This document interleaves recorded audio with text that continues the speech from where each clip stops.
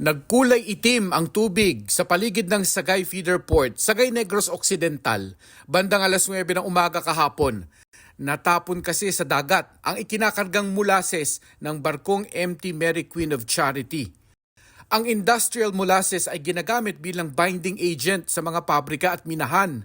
Binabind nito ang mga industrial waste para hindi kumalat sa kapaligiran.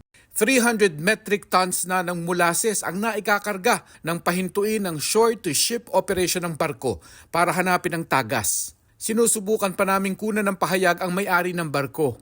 It is very low in our priority kasi hindi naman siya threat to the environment. Molasses come from sugar.